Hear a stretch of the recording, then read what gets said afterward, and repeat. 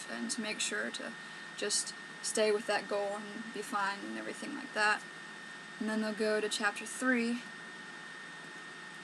and name the benefits of having a high level of cardiorespiratory fitness ability, and how you can breathe better and you can do more exercise because your oxygen can get to your brain better and things like that, and how monitoring the intensity of your workout can actually help you increase your ability to work out better.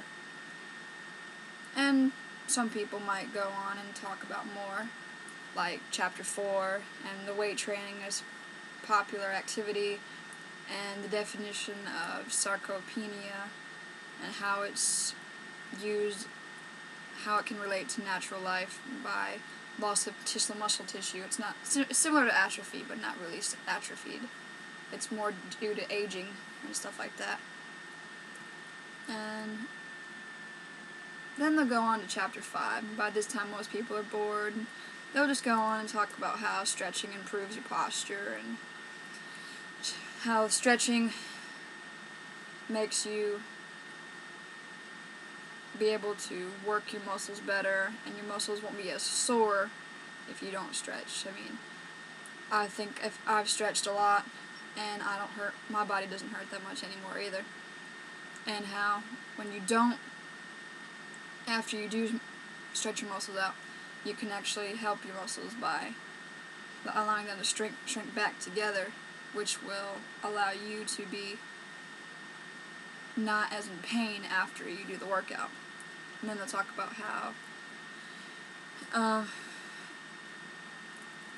occupations that present high risk for lower back pain, like telemarketers and construction workers and warehouse workers, because the warehouse worker and the construction worker will pick up a bunch of boxes and move them all over and stuff like that, where the telemarketer and anybody who works in an office is gonna get stuck sitting down and doing homework or work and pay research and stuff like that, and that's not very good for your body, because at that time then your body's gonna be very inclined to want to just do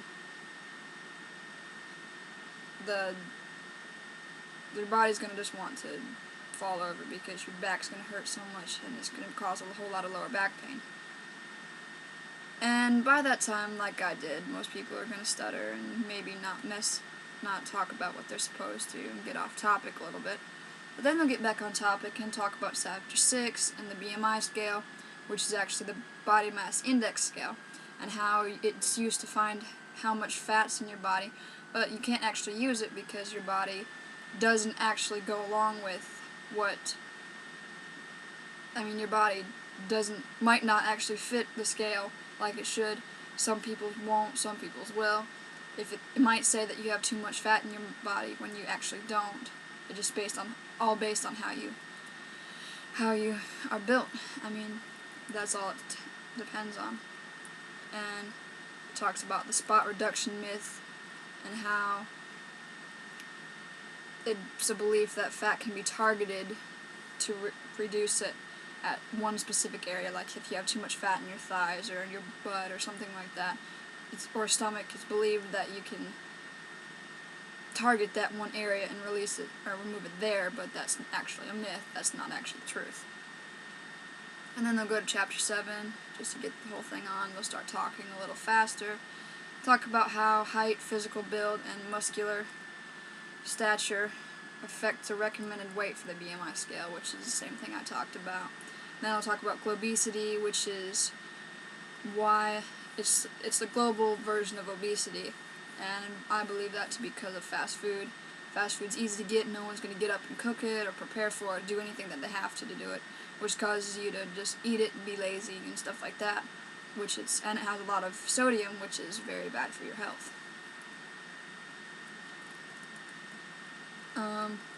Then it's going to go on to talk about the risks of obesity, which are heart failure, lung failure, kidney failure, and all those, because your heart won't be able to pump because you have too much fat around it, and the fat running through your blood. Your lungs won't work because you're not getting enough oxygen, because they physically can't get the oxygen because you're breathing too heavily. And your kidneys will give up because there's too much junk in your body and they can't filter out all the sodium or stuff like that all the way by themselves. And then they'll go to chapter 8 and finally be done. And they'll be like, the biological theories of aging, which one is most compelling, and how effective communication and healthy relationships contribute to good health, because too much stress is good, because stress can actually hinder your health, and then that can actually cause your body to be many physical problems. And at this point, people are sighing and saying, "Phew, I'm done." But I'm going to do something a little bit different with this. Now that I've gotten all through my chapters, I'm going to sing a song. It's a parody of Uma Thurman's Fall Out Boy's Uma Thurman. Sorry about that. And it's called Every Day Now. This is what I've called it.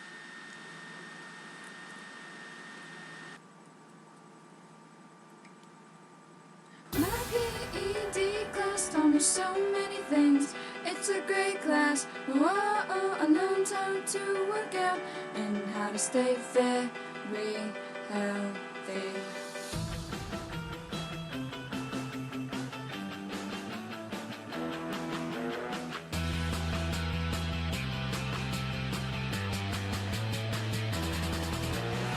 I wanna work out every day now 'cause of my PED class.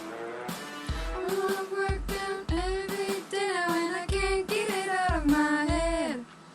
I read a book in my health class that talked about being fit and healthy.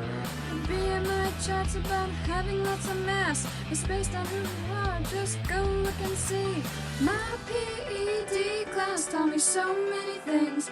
It's a great class. Whoa, I learned how to work out and how to stay very healthy.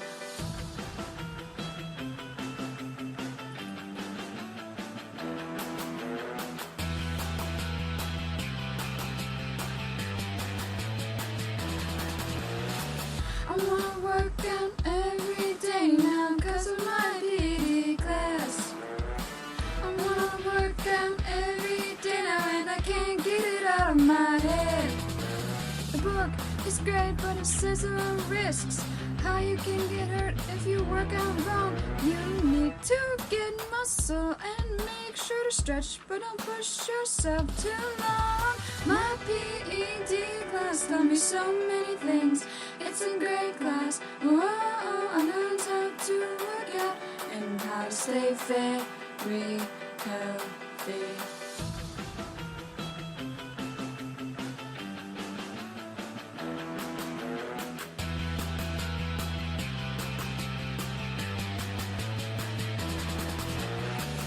Eating vegetables and exercising well will help you stay fit all throughout your days.